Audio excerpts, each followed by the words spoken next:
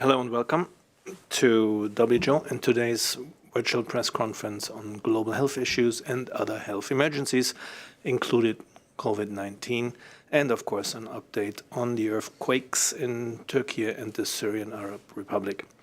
It is Wednesday, 22 February 2023, and we are here at the WHO HQ in Geneva. My name is Christian Lindmeier, and I'll walk you through today's press briefing. Simultaneous translation is again provided in the 6 official UN languages: Arabic, Chinese, French, English, Spanish, and Russian, and in Portuguese and Hindi. Now let me introduce the participants here in the room. First and foremost, we have Dr. Tedros Adhanom Ghebreyesus, WHO Director General, Dr. Mike Ryan, Executive Director for WHO's Health Emergencies Program. We have Dr. Sylvie Briand, who's Director for Epidemic and Pandemic Preparedness. We also have Dr. Rogerio Gaspar, who's Director Regulation and Pre-Qualification. We have Dr. Abdi Rahman Mahmoud, Director ad interim for Alert and Response Coordination. And last but not least, Dr. Adelaide Marchand. She is the Health Operations Lead for the earthquake response in WHO. We have a number of colleagues on the line, and I'll just mention a few. We do have Dr. Maria van Kerkhove, Technical Lead on COVID-19, and Dr. Kate O'Brien, Director for Immunization, Vaccines, and Biologicals. But who I want to really welcome heartily is our 3 colleagues who are joining us from Gaziantep, and that's Dr. Catherine Smallwood. She's the Earthquake Incident Manager for the European Regional Office of WHO. Dr. Gerald Rockenschaub, who is the Regional Emergency Director in the European Regional Office, and Dr. Rick Brennan, he's the Regional Emergency Director for the Eastern Mediterranean Regional Office. With this, enough from me. Let me hand over to the Director General for his opening remarks.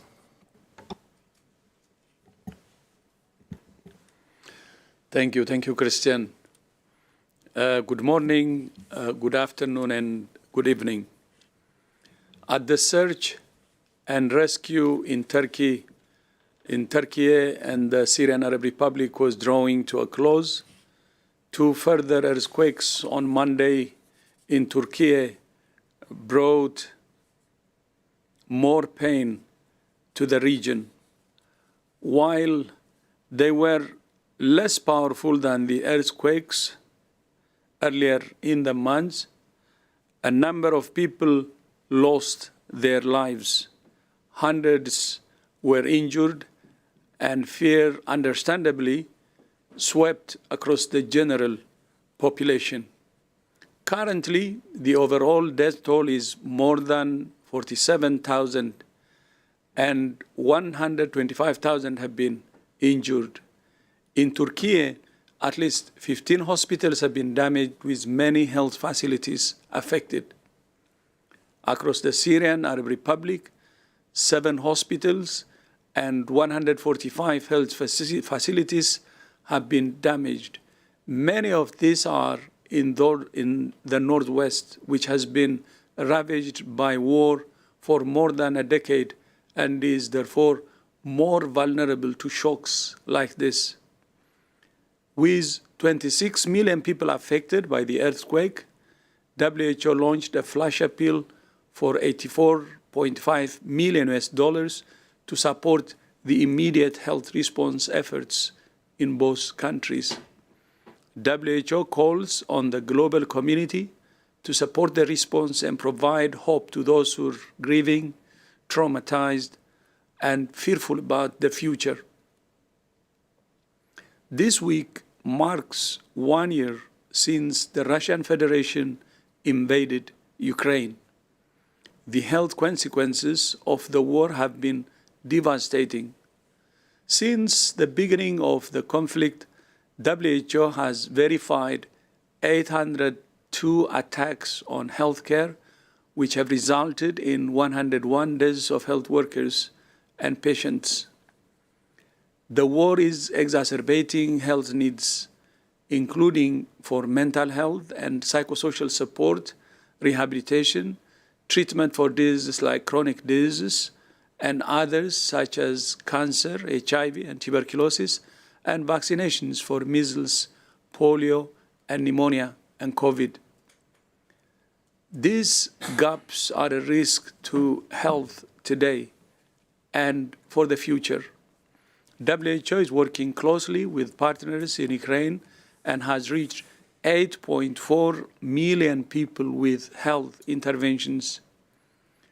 WHO has delivered nearly 300 metric tons of life-saving medical supplies, including ambulances, generators, medicines for chronic diseases, and trauma and surgery emergency supplies to Ukraine since the start of the conflict. To support our work, WHO has appealed for $240 million to reach 11.4 million people with health assistance in Ukraine and refugees receiving countries. The conflict is affecting health not just in Ukraine, but around the world, with millions of people impacted by spiking food prices, especially in low-income countries. As always, we need health for peace and peace for health. Finally, on COVID-19, new research adds to the weight of evidence about the benefits of vaccination and boosting. As well as dramatically reducing the chances of severe disease and death, the research reinforces that vaccination and boosting also reduce the likelihood of patients with COVID-19 from having a heart attack or stroke. I emphasize these findings because it underlines once again why governments should continue to vaccinate and boost their populations, especially the most at-risk groups, including older people and health workers. It's also critical that governments maintain and strengthen surveillance and sequencing so that as the virus evolves, vaccines, therapeutics, and diagnostics can be evaluated and updated quickly as needed. This week, WHO's Technical Advisory Group for COVID-19 vaccine composition emphasized the need for continued surveillance to guide the composition of vaccines and to assess their effectiveness. While the world is collectively in a better position than it was 3 years ago, this virus should not be underestimated. It's therefore important to invest in research in order to develop vaccines that can provide broader protection and also reduce transmission. Earthquakes, conflict, and the ongoing impact of the COVID-19 pandemic all reinforce the fragility the world faces and the need to strengthen our collective defenses against health emergencies. This week, WHO member states are hosting discussions on amendments to the international health regulations. Next week, countries will begin negotiations on a zero draft of the new pandemic accord. These discussions will be crucial for building a more effective health security architecture for the future, grounded in international law, equity, and the fundamental right to health for all people. At the Munich Security Conference last Friday, I said that right now the world remains unprepared for another pandemic. While leaders have many other crises to deal with, attention on future epidemic and pandemic threats must remain, or we will pay a heavy price. No crisis happens in isolation. In a world of converging and overlapping crises, we need a shared, coherent, and equitable global approach to shared global health threats. Christian, back to you. Thank you very much, Dr. Tedros. With this, we open the floor to questions from the media. And let me remind you again, to get into the queue to ask questions, please press the raise your hand icon on your screen and then unmute yourself when it's time to go. First question goes to Musa Assi from Al Mayadeen TV. Musa, please unmute yourself.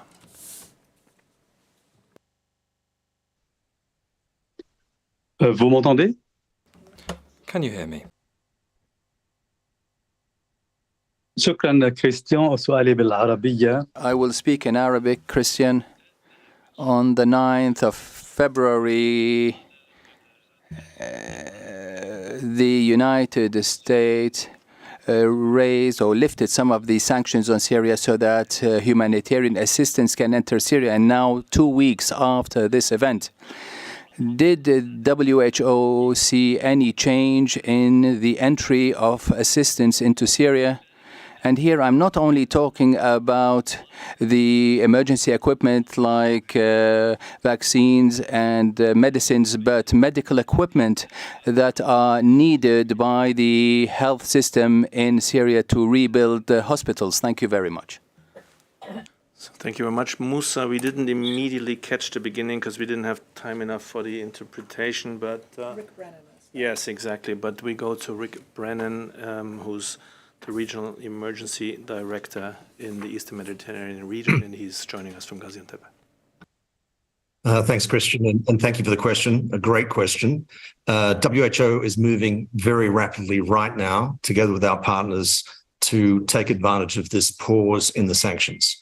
We have already started ordering equipment and supplies, and we are working with UN partners on a collective approach to take advantage of the pause.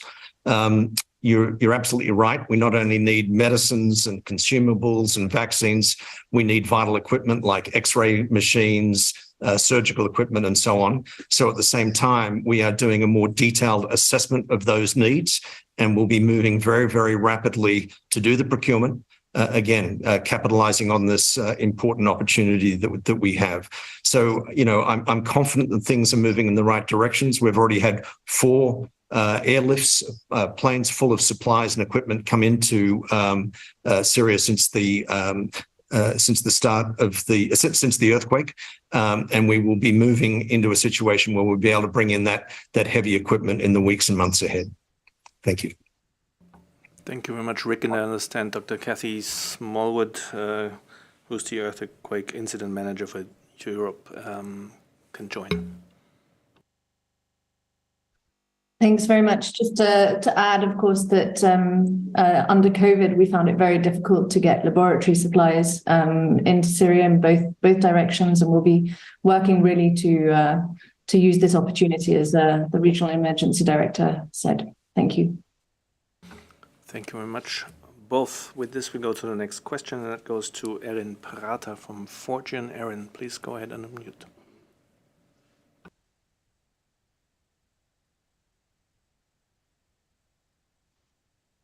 My question was addressed. Thank you so much. Thank you very much. Lucky today. Next question goes to Simon Ateba from Today's News Africa. Simon, please go ahead. Yes, thank you for taking my question, Christian. This is Simon Ateba with Today News Africa in Florida. I wanted to have an update on the Marburg disease in Equatorial Guinea, Cameroon, and the neighboring countries. Thank you. Thank you very much, Simon in Florida, and we'll go to Dr. Abdi Mahmoud for this, please. Thanks, Simon, and just would like to take this opportunity to thank the Minister of Health of the 3 countries for the rapid deployment of teams and then for strengthening the basic investigation and healthcare. As we speak right now, we have currently 9 deaths, including the 1 confirmed, and particularly there is a detailed investigation with teams from WHO headquarters, the regional office, and with the Minister of Health there. So we don't have more update because there are several cases happen, suspected, confirmed cases, probable cases.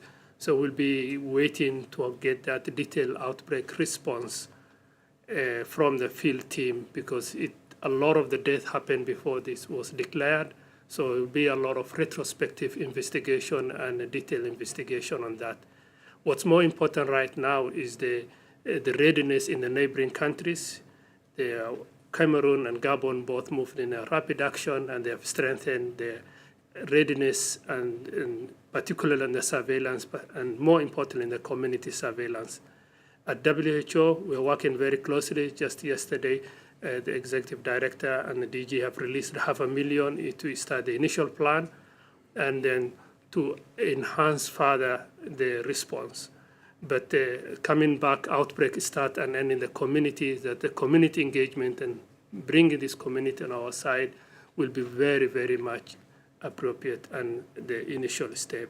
As we have learned and as we, from the lessons in Uganda, integrating research is very key into this, as we don't have right now proven and approved countermeasures. And we've been communicating with the Ministry of Health to accelerate the research into this response. Thank you very much, and Dr. Mahmoud. And next question goes to Belisa Godinho from W Magazine in Portugal.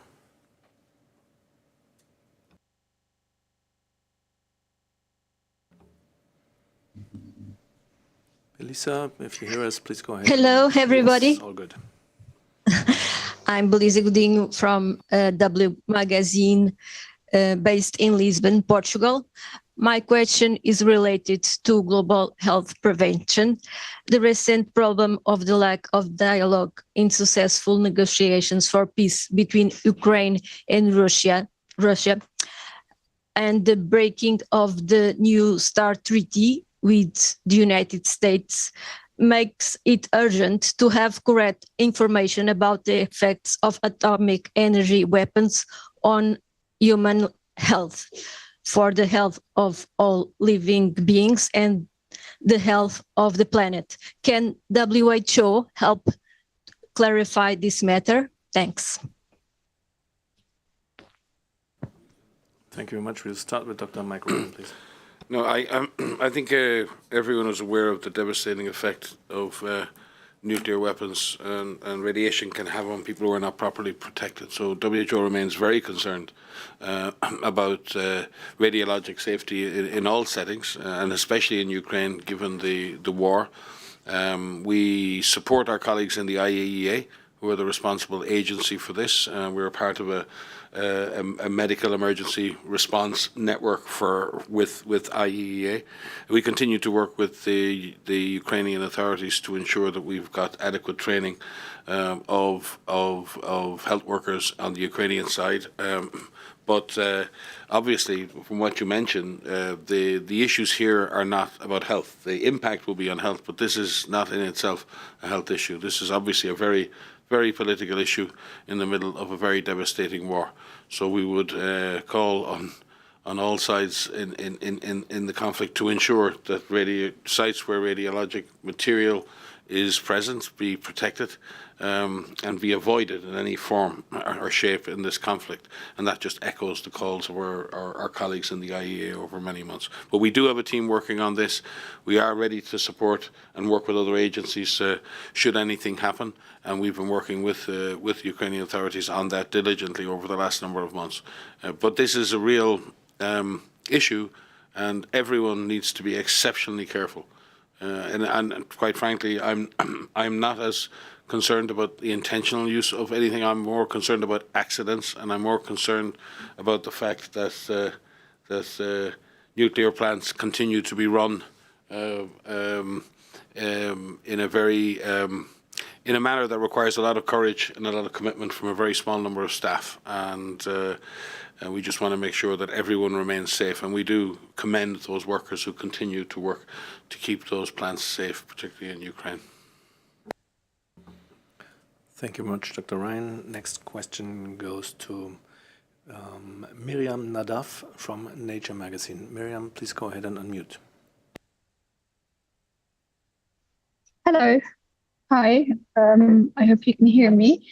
I would like to ask if WHO have already or plan to supply the semi-besieged northwest region of Syria with basic medical supplies such as antibiotics. We are concerned of spread of infections post the earthquake.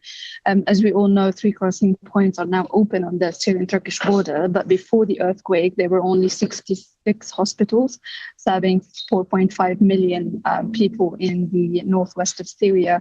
And doctors on the ground have told us that most hospitals have run out of antibiotics on day 3 after the earthquake, and even with simple injuries, most patients would need antibiotics or some sort of painkiller. So I'd just like to know if there are any plans, if this has happened already, or if there are any new plans to do that as soon as possible to respond to the urgent needs of the hospitals and medical facilities there, specifically supplies of basic medicine like antibiotics and painkillers.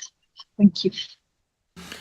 Thank you very much, Miriam. I understand we have a bit of an audio problem to our regional colleagues, because this would be perfect for Dr. Rick Brennan, the Regional Emergency Director in the Eastern Mediterranean region.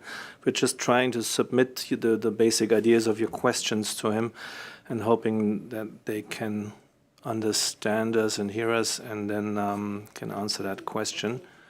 Otherwise, that's a good idea. Actually, we start here in the room with Dr. Adelheid Marschang. She's the Health Operations Lead for the earthquake response. And if we get the line back, then we'll go back to Dr. Rick Brennan. Thank you. Dr. Adelheid Marschang, please. Yes, thank you very much for the question. As you know, we have been operational in doing cross-border services and humanitarian assistance for the last 10 to 12 years. So we had an established pipeline of supplies, medicines, and technical services into northwest Syria prior to the earthquake, which has now been scaled up. And thank you for referring to essential medicines. Clearly, we have scaled up the supply to those, including antibiotics, painkillers that you have highlighted, but also trauma supplies. And we're looking now into increasing also the proportion of NCD, meaning non-communicable disease medicines, that are growing more and more important in the needs as far as we receive from the communities and from the health facilities that the partners are supplying, with who we are constantly working. And as DG has mentioned, 3,000 tons of supplies have already been delivered on the ground throughout the operation, including, of course, and with a key focus on northwest Syria. Back over to you. Thank you very much, Dr. Marschang. And we have also... Is he online? Go ahead. Yeah, Dr. Smallwood would like to add. But let Katie add. I'll join on the end. Yeah, so we'll start with Dr. Catherine Smallwood from the Earthquake Incident Manager for the European region. Go ahead. Yeah, I just want to say that I've been in Syria twice over the past week, and my colleague Rick Brennan and Gerald Brockenschaub online were in Syria yesterday, and they can speak for their views. What was clear to us is that in the immediate days after the earthquake, all of the distribution systems were actually disrupted because our partners on the ground and the healthcare workers on the ground were immediately involved themselves in the search and rescue operations. Since then, of course, as my colleague Adelheid has said, we've been able to really reestablish our distribution channels within the country. And we've moved over 139 new tons of medical supplies, including antibiotics, as you mentioned, and other surgical supplies to affected areas. Perhaps Dr. Brennan and Dr. Brockenschaub can also give their views on what they saw yesterday. Dr. Rand. Yeah, just to add to that, I think we've been working with 141 NGOs within the health cluster, and we really like to pay tribute to those non-governmental organizations who operate all across northwestern Syria, who we've been providing more than 50% of the medical supplies into northwest Syria, for, as Adelheid said, for over a decade. We're very pleased to welcome the media attention back to this forgotten crisis. Our staff, our NGOs, and our focus has been entirely on protecting the lives of over 2.7 million people caught in the most desperate struggle for life long before this earthquake happened. And I would just like to recognise that in the aftermath of any major crisis, there are always frustrations. There's never the supplies. The supply chains are disrupted. There may be breaks in supply chain. Our job is to fix that. Our job is to re-engage with the NGOs, fix those supply chains. That's why our staff have been over there. That's why we continue to work. But I think it's a false premise to present a view that nothing was happening in advance. The earthquake happened, there were no supplies. We have been there for a decade. We will be there through this earthquake, and we will be there until the suffering of these people is ended. Not just the suffering caused by the earthquake, but the suffering caused by this insufferable war. Thank you very much, Dr. Ryan and all. I have right now one more question in the queue, so that's your chance actually to put your hand up, because I saw 2 hands went down. It looks like many had the same question today and that they were all answered, which is great in some way. So for now, the last question goes to Mega K, if I get that right, from Health Policy Watch in Geneva. Mega, please go ahead. Thank you, Christian. Am I audible? Yes, please. Okay, thanks. So there was a recent piece on a publication based on a comprehensive analysis of studies that said that masks were not effective in addressing the pandemic and other respiratory illnesses. I just wanted to know what the WHO's position on that is right now. Thank you so much. Thank you very much, Mega. To change of topic, and I understand we have Dr. Maria van Kerkhove online, so Maria, if you could take that. Yes, thanks, Chris. So thanks for the question. So we continue to advise the use of masks as part of a comprehensive strategy to reduce transmission of COVID-19. The virus is circulating pretty much unchecked around the world at the moment, and masks, the appropriate use of masks over your nose and mouth, are one of the ways in which we can reduce the spread and we can prevent infection, we can prevent transmission. There was a systematic review that was published that was looking at randomized controlled trials. But as an organization, we continue to look at all available evidence that is provided to us, that is published through this pandemic, into the 4th year of this pandemic, as well as looking at other studies of other respiratory diseases, including flu, but also looking at influenza-like illness, acute respiratory infections, severe acute respiratory infections. And again, I reiterate that the use of masks continue to be part of our strategy to reduce the spread. One of the ways. We have a strategy that is out there that is based on vaccinations. It's based on distancing as much as possible, as much as reasonable as we go about and live our lives, wearing a well-fitting masks when we're around others, and particularly on public transportation, and certainly among health workers. The use of masks and respirators, as well as other personal protective equipment, remain absolutely essential to protect our frontline workers who are providing optimal care to patients around the world. So we will continue to update our recommendations for health workers as well as for people in the communities to do what they can to live their lives as COVID continues to circulate. But again, masks remains one of the recommendations that we have because we know that they are effective at preventing some of the transmission. They're not perfect. That's why we have a comprehensive strategy, a layered approach of many different types of interventions. So thanks for that question. Thank you very much, Maria. I see one last hand, which we're going to take now, and that's Jamie Keaton from the Associated Press. Jamie, please go ahead. Thank you, Christian. Just going back to the Northwest Syria situation, and after Mike's strong reminder that WHO has been getting aid into Syria for some time, I guess this is for Dr. Brennan, if you can hear me, is what concerns do you have about people in need in northwestern Syria that may not be getting the aid? In other words, what difficulties are you aware of about the distribution once the aid gets across the border and actually once it's inside Northwest Syria, whether it's actually being distributed? Because we've had concerns from the White Helmets, as you may know, about them not being involved or receiving any UN-related aid. Thank you so much. Yeah, thanks, Jamie, for coming back to this. But I'll give back over to Gaziantep and to our colleagues there. Maybe start with Dr. Rick Brennan, if you're still online, the Emergency Director for the Eastern Mediterranean. Rick.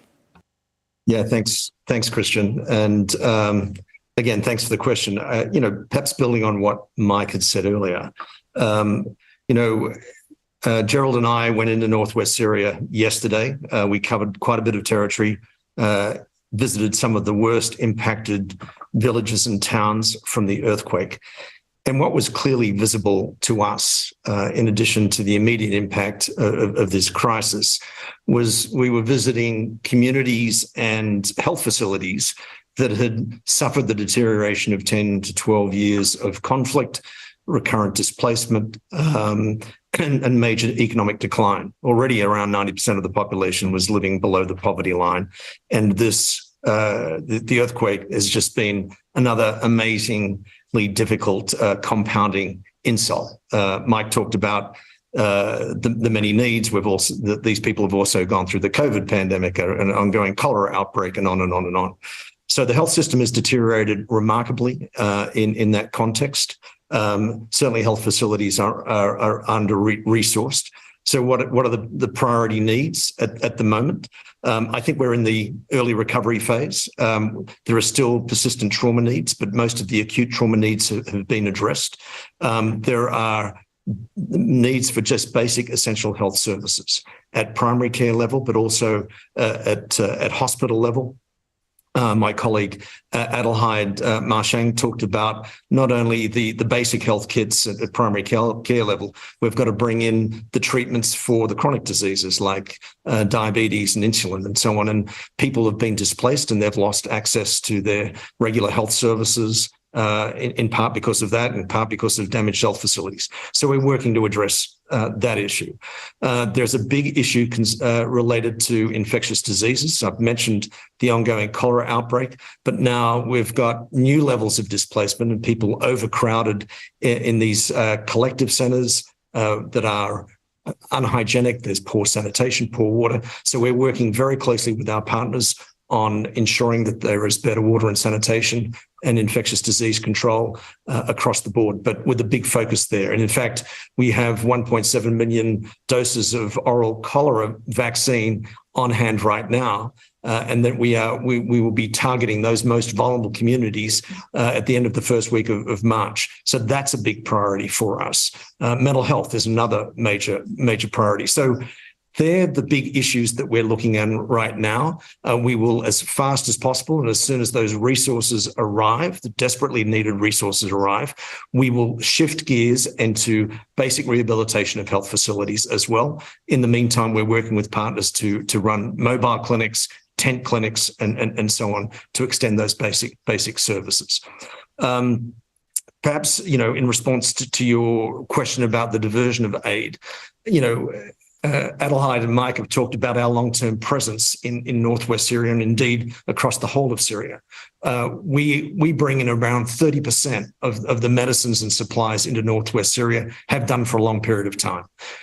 We use third-party monitoring to determine how well those distributions occur, and we're very confident that prior to the earthquake, those distributions have met all standards. In terms of what's happened since the earthquake, of course, there's always a degree of chaos as you distribute aid following a major acute emergency like this. But yesterday, I can tell you stories. I mean, I saw a man who'd been discharged from hospital following treatment of his fracture. He had what are called external fixateurs, metal, scaffolding, if you like, holding his bone together. And patients like him need antibiotics. He was sitting in his collective centre. I said, did the doctors give you antibiotics? He said, yes. And he pulled them out of his pocket. So from the visits that we took yesterday, going to hospitals and clinics, asking if they have enough medicines, they agreed that they did. The doctor said they had sufficient medicines. What they're lacking is the equipment that we need, the heavier equipment to get these hospitals fully functional. So I'm sorry that I've taken up a bit of time there, but I hope I've been able to convey the needs and the fact that the distributions are going well, but we've got a lot more work to do. Thank you so much, Rick, for a really comprehensive answer. That's great. And I guess with this, we're anyway at the answer of our briefing today. Let me remind everyone for the bureaucracy, you'll get the recordings right after this briefing, and the full transcript will be available tomorrow during the day.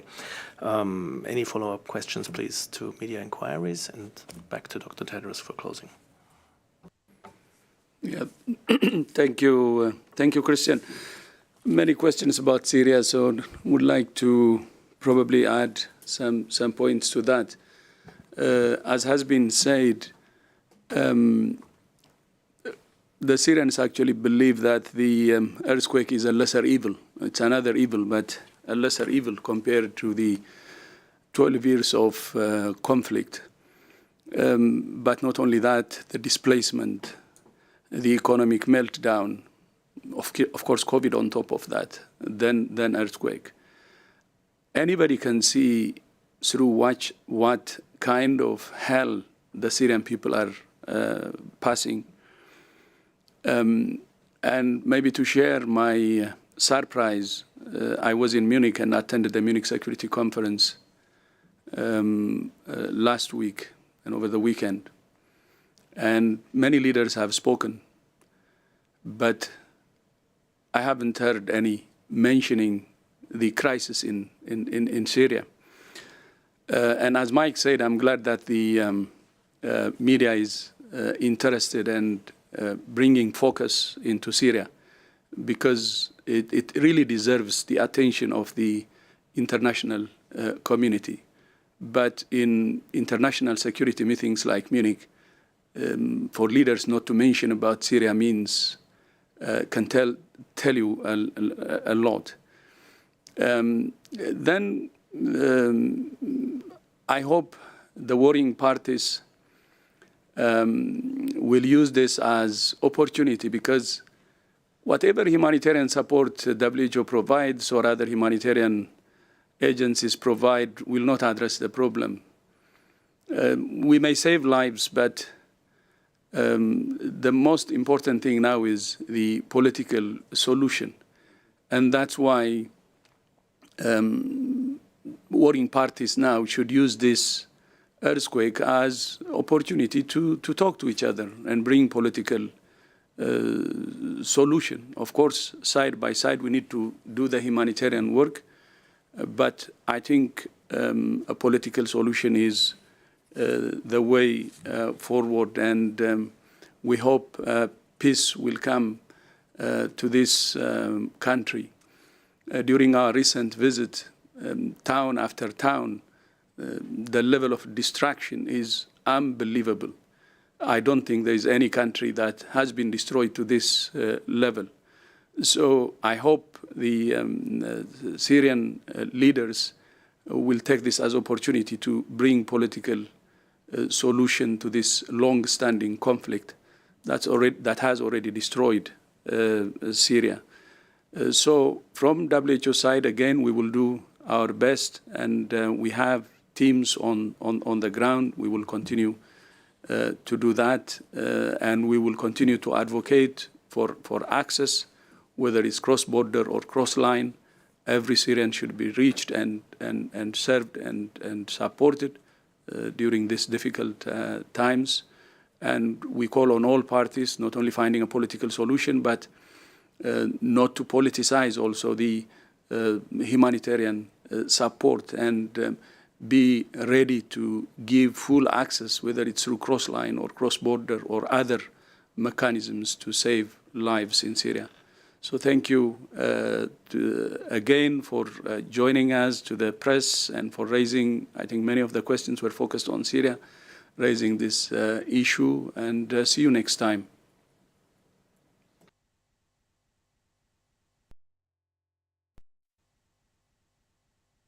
Recording stopped.